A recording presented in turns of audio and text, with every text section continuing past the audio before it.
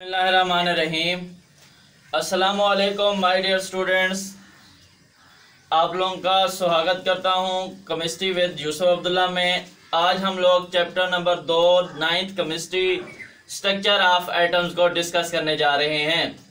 तो first lecture में हम लोग देखते हैं introduction of atom and theories related to the atom. जो वर्ड एटम है ये ड्राइव किया गया है वर्ड एट मास से, जो कि एक लैटिन वर्ड है जिसका मतलब है इनडिविजिबल।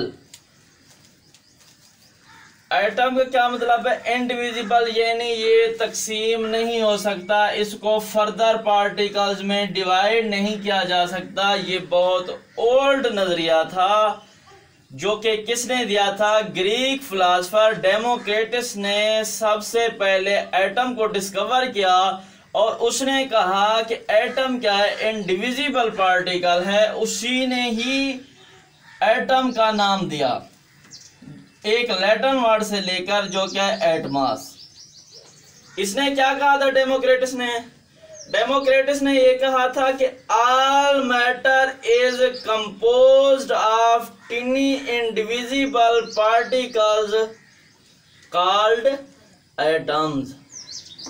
उसने कहा था कि जो सारा का सारा मैटर है वो छोटे छोटे पार्टिकल्स का मुश्तमिल है। वो पार्टिकल क्या है? इंडिविजिबल हैं और हम उनको क्या कहते हैं? एटम कहते हैं। उसके बाद डाल्टन ने एटॉमिक थ्योरी पेश की। इसके हम एटॉमिक थ्योरी आगे डिस्कस करते हैं। उसके बाद 19th सेंचुरी तक ये आइडिया रहा कि वाकई जो एटम है वो इनडिविजिबल है, उसको फर्दर पार्टिकल्स में डिवाइड नहीं किया जा सकता। But in the beginning of 20th century, 20वीं सदी के ही आगाज में, Rutherford, Niels Bohr, J Thomson, Goldstein and many other scientists performed various experiments which proved that atom is not indivisible particle, rather it is divisible and consists of electrons, protons and neutrons. These are said to be particles of an atom. J Thomson ने 1897 में electrons को discover किया था। Goldstein ने 1886 में protons को discover किया था। यहाँ स्टूडेंट्स को बहुत ज़्यादा कंफ्यूजन होती है क्योंकि बुक के फर्स्ट पेज पे लिखा हुआ है कि जे थॉमसन ने इलेक्ट्रॉन डिस्कवर किया था और नीचे लिखा हुआ है सर विलियम क्रॉक्स ने canal rays discover, sir William Crookes ने cathode rays, sir William Crookes ने कैथोड रेज डिस्कवर की जिनको इलेक्ट्रॉन्स का नाम दिया जाता है। तो बेटा सर विलियम क्रॉक्स ने कैथोड रेज ही डिस्कवर की, उसने उन कैथोड रेज को इलेक्ट्रॉन का नाम नहीं दिया था।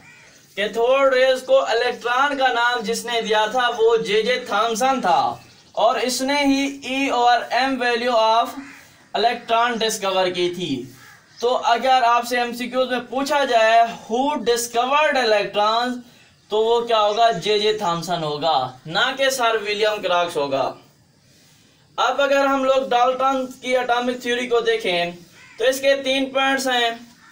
इसने सबसे पहले कहा all matter is composed of very small indivisible particles called atom. इसने कहा तमाम का तमाम मादा छोटे इंडिविजिबल पार्टिकल्स पर मुश्तमिल होता है जिनको एटम कहते हैं। इसका दूसरा पॉइंट ये था एटम इज डेंस स्फीयर। इसका पहला पॉइंट बिल्कुल वही सेम था जो डेमोक्रिटस ने कहा था, लेकिन दूसरा पॉइंट इसका ये था, इसने ये एटम की थोड़ी सी स्ट्रक्चर बता दी। उसने कहा एटम क्या है? स्फीयर है, डेंस स्फीयर। अब स्फीयर और सर्कल में क्या फर्क होता है? आप लोगों को पता है सर्कल भी गोल शक्ल का दायरा होता है, स्फीयर भी गोल शक्ल का दायरा होता है, मगर जब उसी सर्कल को फिल कर दिया जाए तो वो क्या बन जाता है? स्फीयर बन जाता है। तो डाल्टन ने कहा जो एटम है वो डेंस स्फीयर है उसने तीसरा पॉइंट ये दिया, जो एटम्स हैं they combine in different ways to form a compound के एटम्स मुख्तलिफ जराए से कंबाइन होकर कंपाउंड बनाते हैं। अब हम लोग देखते हैं प्लम-पडिंग थ्योरी को। ये थ्योरी ऑफ एटम उस वक्त पेश की गई थी जब ये साबित हो चुका था कि इलेक्ट्रॉन, प्रोटॉन और न्यूट्रॉन एटम के फंडामेंटल पार्टिकल्स हैं। उसके बाद इसने प्लम-पडिंग थ्योरी पेश की।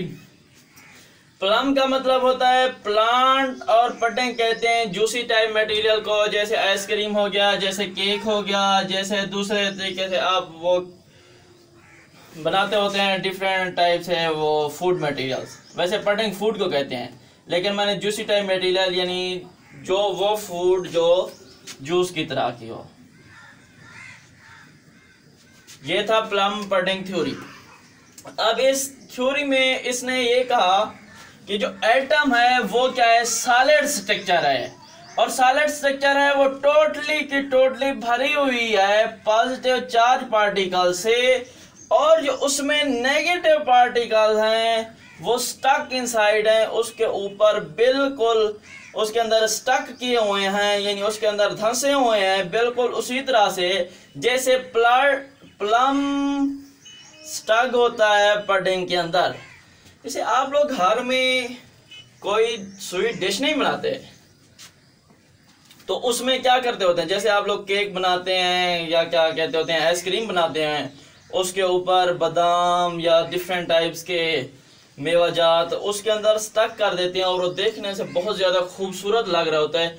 बिल्कुल वो कहता है जिस तरह से उसी पडिंग फूड के अंदर प्लम यानी प्लांट्स धंसे होते हैं, स्टक होते हैं, उसी तरह से एक एटम के अंदर नेगेटिव पार्टिकल्स धंसे होते हैं। तो इसके मॉडल ने हमें दो बातें बताई हैं। पहली क्या, ये इसके एटम ने बताया था, इसकी थ्योरी ने यह बताया था कि एटम इलेक्ट्रिकली न्यूट्रल पार्टिकल है, और दूसरा इसने ये बताया कि पॉजिटिव और नेगेटिव चार्जेस एटम में किस तरह से मौजूद हैं। आल्दो इसका मॉडल बिल्कुल गलत था, मगर साइंसदानों को इसने आगे रिसर्च करने की एक आइडिया दे दिया, एक वे दे दिया, उसके बाद डिफरेंट मॉडल्स पेश किए गए। ये था फर्स्ट लेक्चर में इंट्रोडक्शन के बारे में। हम अपनी अगली वीडियो में इंशाल्लाह कैथोड रेज के बारे में पढ़ते हैं। अल्लाह हाफिज़। I wish you best of luck.